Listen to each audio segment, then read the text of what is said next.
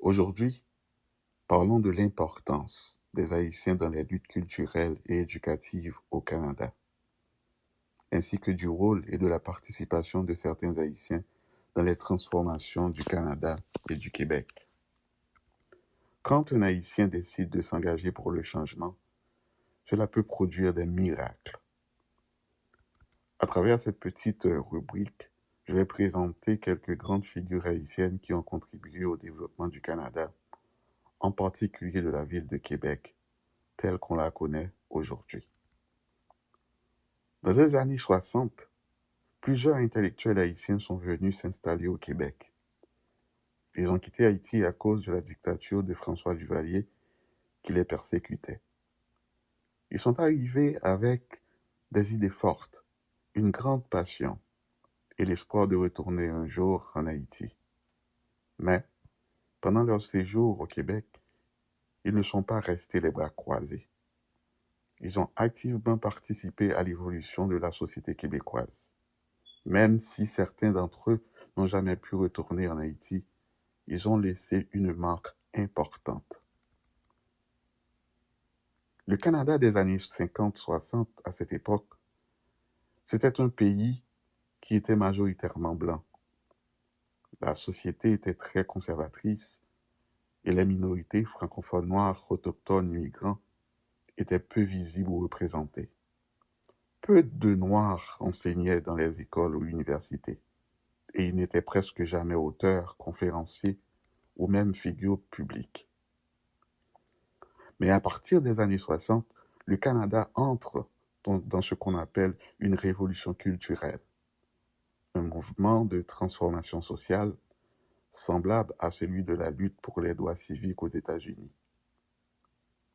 Le gouvernement de Pierre Elliott Trudeau, le père de Justin Trudeau, en 1971, déclare que le multiculturalisme est désormais la voie que le Canada va suivre pour valoriser toutes les cultures, qu'elles soient noires, blanches ou autres. C'est un tournant majeur dans l'histoire du pays. C'est dans ce contexte que de nombreux intellectuels haïtiens exilés au Canada s'impliquent dans les changements culturels, éducatifs et sociaux du pays. Quelques portraits de figures haïtiennes très marquantes à cette époque qui ont contribué au changement du Canada, de la ville de Québec. On citera Émile Olivier, un écrivain arrivé au Québec en 1965, professeur à l'Université de Montréal pendant 25 ans.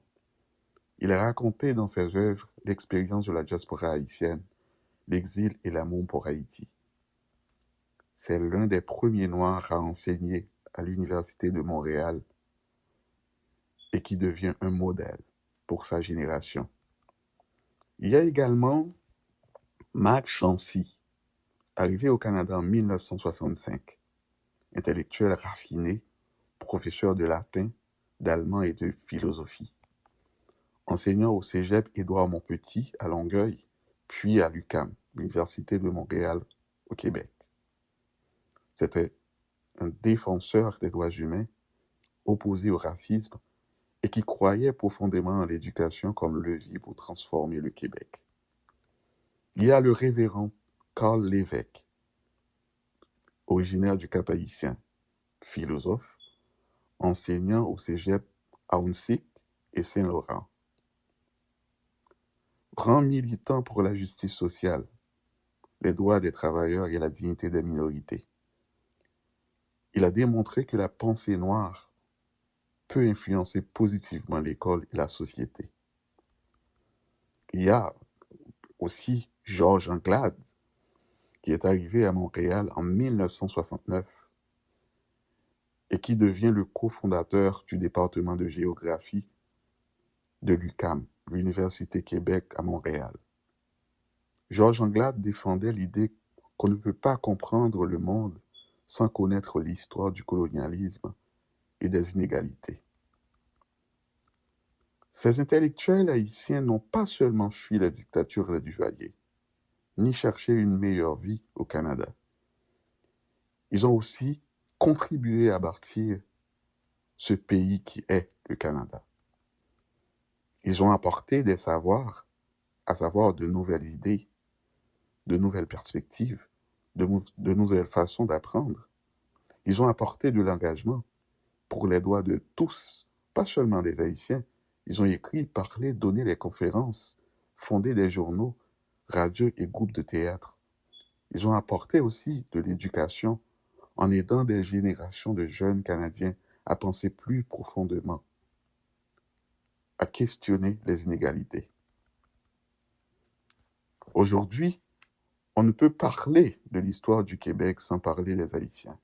Si aujourd'hui, de nombreux professeurs, étudiants ou artistes haïtiens ont le respect qu'ils méritent au Canada, c'est grâce à ces pionniers et à d'autres encore dont les noms ne sont pas mentionnés ici, qui ont contribué bien sûr à l'éducation et au développement du Canada.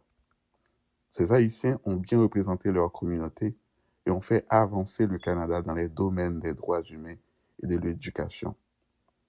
C'est pourquoi le peuple haïtien peut être fier de lui. En résumé, Émile Olivier, Max Chauncey, Carl Lévesque, Georges Anglade, ce sont des modèles aujourd'hui, encore, présents dans les archives officielles du Québec. Ils sont venus au Canada, mais n'ont jamais oublié Haïti. Ils ont vécu au Canada, mais ont aussi contribué à le transformer. Si aujourd'hui, les relations entre Haïti et le Canada sont parfois tendues, ce n'est pas à cause du peuple haïtien, mais bien à cause de ses dirigeants. Car beaucoup d'Haïtiens ont travaillé dur pour mériter le respect de la société canadienne. Et même les Canadiens le reconnaissent. Ils reconnaissent la valeur que les Haïtiens ont apportée à leur développement. Phénécius, depuis le Canada.